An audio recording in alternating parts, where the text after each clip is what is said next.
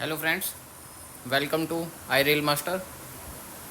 तो जैसा कि आप सभी जानते हैं, रेलवे ने एनटीपीसी की वैकेंसी हाल ही में निकाली है और उसकी पिछली वैकेंसी आरपीएफ और असिस्टेंट लोको पायलट टेक्नीशियन, जिनका एग्ज़ाम अभी होने वाला है।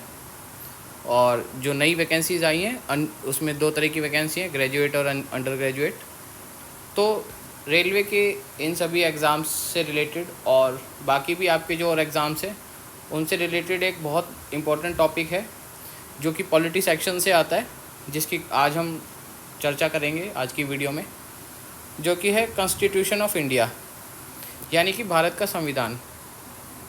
तो ये टॉपिक अपने आप में काफ़ी वाइड टॉपिक है, लेकिन इसे हम प्रिसाइजली यानी कि इन शॉर्ट में इसको हम स्टडी करेंगे।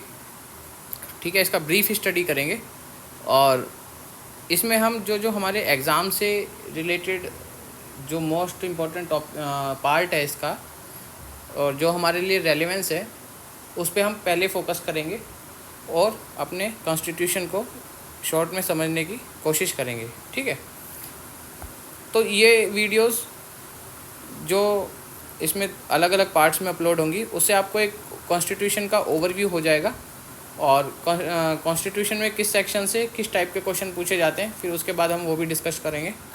ठीक है, तो ये आपके लिए काफ़ी हेल्पफुल टॉपिक होने वाला है और आप इसको अच्छे से वीडियो को फॉलो करना और जैसे जैसे हम बताते जाएं आप उसके एक नोट्स टाइप में बना लो, या तो फिर इस पीडीएफ के स्क्रीनशॉट लेके इसको भी अपने पास कैरी कर सकते हो।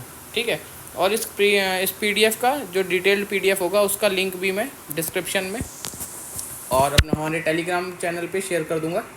ठीक है, तो आप उसे डाउनलोड करके अच्छे से उसे स्टडी कर सकते हैं। ठीक है, और हम कोशिश करेंगे कि ये जितना पोर्शन आपके लिए रेलेवेंस है उसी पे हम फोकस करें, क्योंकि टॉपिक काफ़ी वाइड है और जो इररिलेवेंस पार्ट है उस पर अभी हम फोकस नहीं करेंगे, अपने एग्ज़ाम पॉइंट ऑफ व्यू से इसे तैयार करेंगे। ठीक है, तो चलिए कॉन्स्टिट्यूशन ऑफ इंडिया के बारे में ज़्यादा समय ना गवाते हुए समझते हैं। कॉन्स्टिट्यूशन ऑफ इंडिया यानी भारत का संविधान जो 26 जनवरी 1950 को इनैक्ट हुआ था, लागू हुआ था। ठीक है, अब इसमें देखो जो समझने की चीज़ है, सबसे पहले जो ऊपर भी मैंने लिखा हुआ है कि जब कॉन्स्टिट्यूशन कमेंस हुआ था, ठीक है, जब शुरुआत हुई थी इसकी, उस समय इसमें 395 आर्टिकल, 22 पार्ट और 8 शेड्यूल्स थे। ठीक है, 22 पार्ट्स, 8 शेड्यूल, और now it has grown into 470 articles in 25 parts, 12 schedule with 5 appendices and 106 amendments. यानी कि शुरुआत में इसमें लगभग 395 अनुच्छेद, 22 भाग और 8 अनुसूची थी। अब उसमें बार बार संशोधन हुआ, तो संशोधन होने के बाद यानी अमेंडमेंट्स होने के बाद वर्तमान समय में प्रेजेंटली इसमें लगभग अप्रोक्सीमेटली 470 अनुच्छेद हैं और 25 भाग हैं और 12 इसकी अनुसूचियाँ यानी 12 शेड्यूल्स हैं और 5 अपेंडिसेस यानी 5 परिशिष्ट। अब ये परिशिष्ट और अनुसूची क्या होते हैं वो हम 1 बाय 1 इसको डिस्कस करेंगे और देखेंगे भी, जो हमारे लिए इसमें काम का है। अब सबसे पहले जो कॉन्स्टिट्यूशन के पार्ट्स हैं, जैसे आपने अंडरलाइन में देख ही लिया है कि आर्टिकल्स, पार्ट्स, शेड्यूल्स, अपेंडिसेस और बाद में इसके हैं अमेंडमेंट्स। तो सबसे पहले कॉन्स्टिट्यूशन को आप एक तरह से हमारा जो मेन जो लेजिस्लेटिव जिसके ऊपर हमारा सब कानून वगैरह डिपेंड करता है, जो जितना भी लेजिस्लेचर है हमारा कानूनी विधायी प्रक्रिया, तो अब जैसे मान लीजिए एक बुक में सबसे पहले क्या होता है, सबसे पहले उसमें इंडेक्स दे रखा होता है। ठीक है, और इंडेक्स में ही हमारे सभी चैप्टर्स दे रखे होते हैं कि किस चैप्टर में क्या बात लिखी है या किस चैप्टर का क्या हेडिंग है, ताकि आप चैप्टर की हेडिंग देख के समझ जाएं। इसी तरह कॉन्स्टिट्यूशन में भी 22 पार्ट्स में 22 पार्ट्स के अंदर ही आपको जो हेडिंग है उससे समझ में आ जाएगा कि किस पार्ट में क्या रेलिवेंसी है।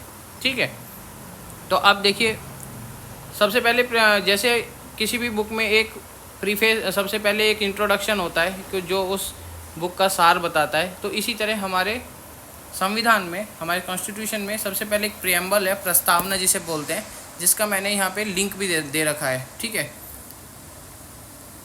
अगर हम इस लिंक को क्लिक करेंगे तो आप कॉन्स्टिट्यूशन की साइट पे पहुंच जाएंगे। ये काफ़ी अच्छी साइट है। अगर आप इसको अलग से भी कॉन्स्टिट्यूशन को डिटेल में पढ़ना चाहें तो इसमें 1 बाय 1 सभी पार्ट्स दे रखे हैं और सभी आर्टिकल्स के साथ दे रखे हैं, ठीक है।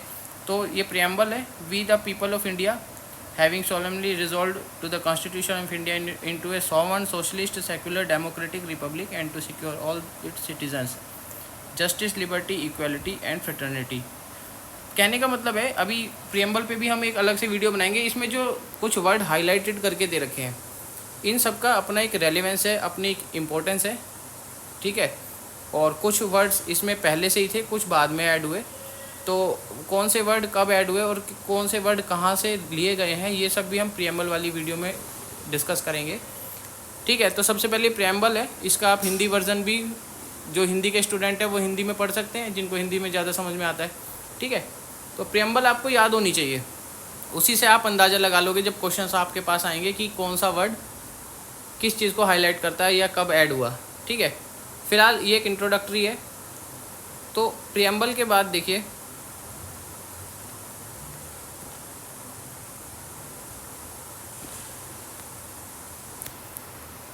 प्रियम्बल के बाद अब जो हमारे मेन देखिए 22 पार्ट्स जो हैं, 22 भाग जो संविधान के हैं, तो हम अब हेडिंग वाइज उस मतलब पार्ट्स वाइज इसको डिस्कस करेंगे। और कौन सा पार्ट कौन से आर्टिकल से कौन से आर्टिकल तक है, यानी किस अनुच्छेद से किस अनुच्छेद तक उस भाग में कवर होते हैं, वो भी हम इस वीडियो में देखेंगे। आपको सारे भाग को रटने की ज़रूरत नहीं है, लेकिन जस्ट एक आइडिया आपको होना चाहिए। यदि आप 22 भाग के नाम भी याद कर लेते हैं, ठीक है, क्योंकि 22 भाग के नाम याद करना कोई बड़ी बात नहीं है, तो आप उसके 22 पार्ट्स के नाम एक अगर आप याद कर लेंगे तो आप उसको कॉन्स्टिट्यूशन के आर्टिकल्स को ऑलरेडी मतलब लगभग अवेयर हो जाओ कि कौन सा आर्टिकल कौन से पार्ट में आता है या कौन सा आर्टिकल किस चीज़ से रिलेटेड है, कैसे, वो देखिए। अब देखिए पहला पार्ट है the union and it's territory, यानी कि भाग 1 में क्या है, संघ और उसके क्षेत्र। यानी कि जो भारत है हमारा, जो हमारा कंट्री इंडिया है, इसका कितनी टेरिटरी है, ठीक है, कहाँ तक उसका क्षेत्र है, ये सब पहले भाग में दे रखा है आर्टिकल 1 से लेके 4 तक में, ठीक। अच्छा, तो पहले भाग का क्या हुआ heading, the union and it's territory, यानी संघ और उसका क्षेत्र, और कहाँ से कहाँ तक, आर्टिकल 1 से 4 तक। दूसरे भाग में देखिए सिटीजनशिप के बारे में दे रखा है, यानी नागरिकता से रिलेटेड है ये। जो हम जैसे we are the citizens of India, तो हमारे क्या सिटीजन राइट्स हैं, कैसे हम अपने मतलब कौन कौन से लॉज हमें सिटीजन ऑफ इंडिया बनाता है, या बाहर से कौन से ऐसे लोग हैं जो जैसे कि NRI होते हैं, वो इंडिया की सिटीजनशिप जो है वो ले सकते हैं, या कब उनकी सिटीजनशिप ख़त्म हो जाएगी। तो ये सारे क्लॉजेज 5 से लेके 11 तक आर्टिकल्स में नागरिकता से रिलेटेड भाग 2 जो है उसमें दे रखे हैं। भाग 3 यानी पार्ट 3 हमें बताता है फंडामेंटल राइट्स के बारे में, जो कि आर्टिकल 12 से 35 तक है। पार्ट 4 हमें बताता है directive principle of state policy, जो कि आर्टिकल 36 से 51 तक है, यानी कि जो राज्य के नीति निर्देशात्मक सिद्धांत, यानी राज्य के अपने सिटीजन्स के लिए, जो नागरिकों के लिए कर्तव्य हैं, वो दे रखे हैं इसमें। और 3 में हमारे दे रखे थे जो हमारे नागरिकों के मौलिक अधिकार हैं। 4A में यानी भाग 4A में अभी पार्ट्स की डिस्कशन हो रही है, आर्टिकल्स की नहीं। भाग 4A यानी पार्ट 4A, उसके अंदर आर्टिकल्स कौन सा है, अकेला आर्टिकल 51A, ठीक है, अनुच्छेद 51A। आर्टिकल्स का मतलब अनुच्छेद। तो हमारी जो 4A में क्या है, फंडामेंटल ड्यूटीज़, यानी हमारी as a citizen of India, Bharat का नागरिक होने के कारण जो हमारे नैतिक मौलिक कर्तव्य हैं, जो हमारे देश के प्रति या अपने राज्य के प्रति या समाज के प्रति कर्तव्य हैं, वो आर्टिकल 51A में दे रखे हैं। इन सबको भी हम देखेंगे। आर्टिकल 5 में क्या दे रखा है, यूनियन, यानी हमारा जो संघ है, किस तरीके से हमारा एक संगठनात्मक सरकार जो हमारी बनती है, हमारी सरकार के अलग अलग क्या अंग होते हैं, क्या भाग होते हैं, जिनसे मिला के हमारा पूरा एक शासन तंत्र बना है, वो भाग 5 में उसकी संरचना यानी उसकी कन्फिग्रेशन दे रखी है, जो कि आर्टिकल 52 से 151 तक है। अब देखो ये भाग 5 है, पार्ट 5, इसके भी और टुकड़े कर दिए, यानी सब डिवीज़न इसके कुछ कर दिए, जिसको चैप्टर्स का नाम दे दिया। अब आर्टिकल 52 से 151 तक जो ग्रुपिंग हुई, उसमें आर्टिकल 52 से और 78 यानी अनुच्छेद 52 से 78 तक जो पार्ट है उसको एग्जीक्यूटिव का नाम दे दिया, यानी कि कार्यकारी यानी कार्यपालिका। दूसरा जो पार्ट है आर्टिकल 79 से 122 यानी 79 से 122 तक का जो हमारा अनुच्छेद है वो संसद के बारे में है। संसद की संरचना, इसके दोनों सदन, लोकसभा राज्यसभा, किसमें कितने मेंबर होने चाहिए, क्या उसका कानूनी प्रक्रिया है, उनको चुनने की प्रक्रिया, मतदान वगैरह, ये सब आर्टिकल 79 से 122 में दे रखा है। अभी जैसे मैंने पहले बताया, हमें सारे आर्टिकल्स याद करने की ज़रूरत नहीं है, हम केवल मेन पार्ट देखेंगे। इस वीडियो में हम केवल 22 पार्ट्स के नाम और लगभग उसमें कितने से कितने आर्टिकल आते हैं, कहाँ से कहाँ तक, वो देख रहे हैं केवल। ठीक है, हमें इन सब चैप्टर्स के भी नाम, यानी चैप्टर, ये जो भाग अध्याय दे रखे हैं, हिंदी में से अध्याय बोलते हैं, चैप्टर 1 2 3 जो है, अध्याय 1, अध्याय 2, अध्याय 3। तो इन चैप्टर्स के हमें नाम याद रखने की जरूरत नहीं, लेकिन हमें एक मोर एंड लेस आइडिया होना चाहिए कि पार्ट 5 के भी अंदर 5 चैप्टर हैं। ठीक, इसी तरह parliament, power of president, union judiciary यानी संघ की न्यायपालिका, और हमारा सबसे लास्ट जो चैप्टर है भाग 5 के अंदर, वो है CAG, कंट्रोलर और ऑडिटर जनरल ऑफ इंडिया, यानी कि नियंत्रक महालेखा परीक्षक। ठीक,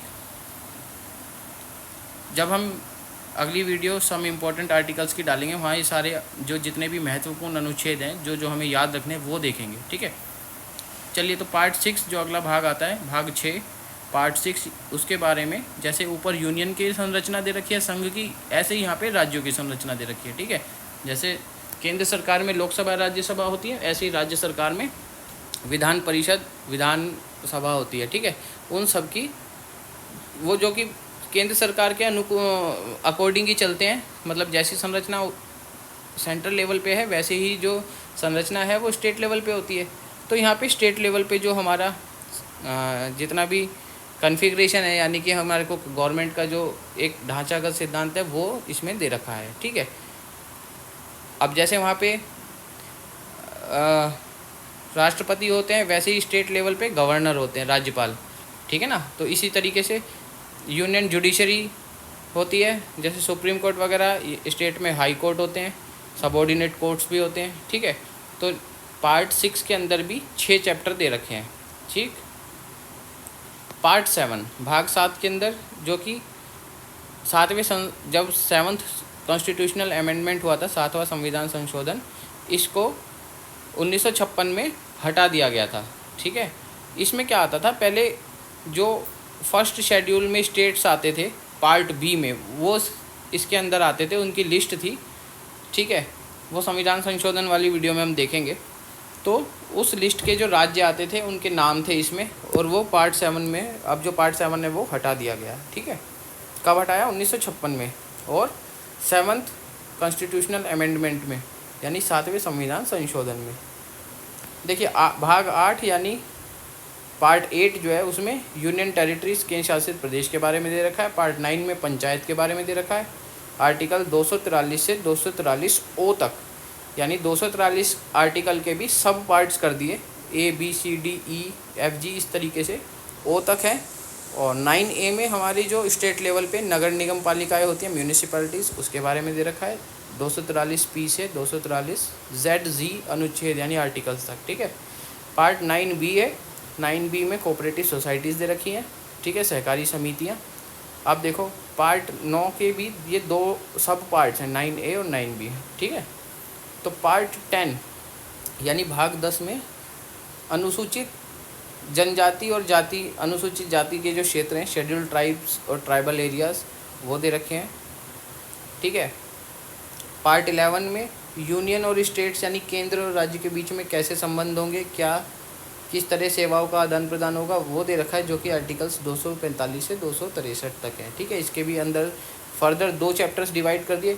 अब देखो, आपको पार्ट्स के नाम याद रखने हैं, और अगर आप आर्टिकल्स कहाँ से कहाँ तक है वो याद रख पाएँ तब तो बेस्ट रहेगा, वरना अगर आर्टिकल्स नहीं भी याद रख पा रहे हैं तो सीरीज़ में आपको पार्ट्स 1 to 22 नाम याद रखने हैं, और कुछ पार्ट्स जैसे कि मौलिक अधिकार है, सिटीजनशिप है, फंडामेंटल ड्यूटीज़ है। ठीक है, इस टाइप्स के जो पार्ट्स हैं उसके आपको आर्टिकल्स कहाँ से कहाँ तक है वो भी याद रखने हैं। ठीक है, और चैप्टर्स और किस पार्ट के कितने चैप्टर्स हैं, कितने अध्याय हैं, वो सब याद रखने की ज़रूरत नहीं है। ठीक, जब हम हायर लेवल के एग्ज़ाम जैसे UPSC PCS वगैरह SSC प्रिपेयर करते हैं, तब हमें थोड़ा सा इन डेप्थ स्टडी करनी होती है। यदि आप रेलवेज़ के एग्ज़ाम प्रिपेयर कर रहे हैं तो आपको इतना इन डेप्थ जाने की आवश्यकता नहीं पड़ेगी। ठीक, चलिए तो आगे पार्ट्स 12 है, financial property, contracts and suits with संपत्ति अनुबंध और सूट्स। आर्टिकल 264 से 300 तक ये इतना इम्पोर्टेंट नहीं है। फिर ट्रेड कॉमर्स यानी भारत के क्षेत्र के अंदर किस तरीके से व्यापार वाणिज्य वगैरह होगा। ठीक है, विद इन द टेरिटरी है, देखो भारतीय क्षेत्र के अंदर। ठीक है, इंटरनेशनल लेवल पे नहीं है इसमें। तो ये पार्ट 13 के अंदर है। पार्ट 14 के अंदर आपकी सर्विसेज आती हैं, जो सेंट्रल गवर्नमेंट और स्टेट गवर्नमेंट के अंदर जो सेवाएं हैं, जैसे कि ये आपका यूपीएससी पीसीएस वगैरह होते हैं, वो आते हैं पार्ट 14 के अंदर। ठीक, पार्ट 14 का यानी भाग 14 का जो सब पार्ट्स है A14A, उसके अंदर ट्रिब्यूनल्स आती हैं। ठीक है, जैसे एनजीटी वगैरह, नेशनल ग्रीन ट्रिब्यूनल, लोक अदालत वगैरह। ठीक है, पार्ट 15 के अंदर इलेक्शंस यानी चुनाव से संबंधी है, ये इंपॉर्टेंट है, तो इसके आर्टिकल आप याद रख सकते हैं 324 से 329A के अंदर। ठीक, दूसरा special provision related to certain classes, जो कुछ वर्ग हैं। ठीक है, तो जो हमारे जैसे रिजर्व्ड क्लासेस हैं, उसके जो संबंध में स्पेशल जो प्रोविज़न्स दे रखे हैं, छूट दे रखे हैं, वो पार्ट 16 में आती हैं। ठीक है, 17 में ऑफिशियल लैंग्वेजेस हैं, ये इंपॉर्टेंट है, जो हमारी आधिकारिक भाषाएं हैं। इसका आप आर्टिकल याद रख सकते हैं 343 से 351। अगेन इसके सब पार्ट्स कर दिए, यानी कि इसको और टुकड़ों में डिवाइड कर दिया, जैसे चैप्टर 1 से 4 तक, अध्याय 1 से 4 तक, जिसमें दे रखा है कि चैप्टर 1 में संघ की भाषा यानी यूनियन की लैंग्वेज, फिर स्टेट्स की, क्षेत्र की जो रीजनल लैंग्वेजेस हैं, उसके बाद 3rd में सुप्रीम कोर्ट, हाई कोर्ट्स वगैरह में यूज़ होने वाली। ठीक, और 4th में इसके स्पेशल, इन लैंग्वेजेस के लिए जो स्पेशल डायरेक्शंस है वो दे रखी हैं। ठीक है, ये चैप्टर्स याद करने की ज़रूरत नहीं है। हाँ, पार्ट 18 आपका इंपॉर्टेंट है, जो कि इमरजेंसी से रिलेटेड प्रोविज़न जिसके अंदर दे रखे हैं। इसके आर्टिकल्स याद रखने हैं 352 से 360 तक। ठीक, ये आर्टिकल आपको, जो हम अगली वीडियोस हम इंपॉर्टेंट आर्टिकल्स की डालेंगे, क्योंकि उसमें हम पार्ट्स का जिक्र नहीं करेंगे, केवल आर्टिकल्स यानी अनुच्छेद पे फोकस करेंगे, तो उसमें भी आपको मिलेंगे। पार्ट 19 में, भाग 19 में अलग अलग तरह के कुछ और प्रबंध उपबंध दे रखे हैं, जिसमें मिसलिनियस के अंदर डाला है। पार्ट 20 जो इम्पोर्टेंट है, भाग 20, वो है आपका संविधान में संशोधन से रिलेटेड प्रक्रिया, यानी कॉन्स्टिट्यूशनल अमेंडमेंट्स का जो प्रोसीजर है वो दे रखा है। ठीक है, इसका आर्टिकल आपको याद रखना है, सिंगल आर्टिकल है, आर्टिकल 368। ठीक, पार्ट 21, भाग 21 में आपको क्या दे रखा है, temporary, transitional and special provisions. ठीक है, अगेन ये भी पार्ट इतना इंपॉर्टेंट नहीं है। Part 22, short title, commencement, authoritative text in Hindi and repeals, जो विभिन्न प्रकार की उपाधियाँ वगैरह होती हैं, शॉर्ट टाइटल्स जो दिए जाते हैं, और जो आपकी हिंदी का जो आधिकारिक भाषा है उसके रूप में जो जहाँ जहाँ प्रयोग होना है, वो सब पार्ट 22 में दे रखा है, जो कि 22वें भाग में है।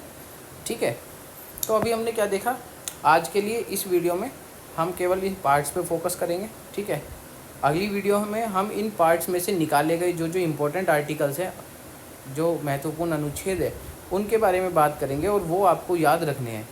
आज के हमने वीडियो में क्या सीखा कि हमने 22 पार्ट्स हैं हमारे कॉन्स्टिट्यूशन में, 22 पार्ट्स यानी 22 भागों के नाम, क्या क्या नाम है, किससे रिलेटेड है मतलब, और उसके अंदर क्या क्या अनुच्छेद आते हैं, जिसमें से कि आपको 22 भाग के नाम तो याद रखने ही हैं, बस कहाँ से कहाँ तक आर्टिकल है वो कुछ ही के याद रखने।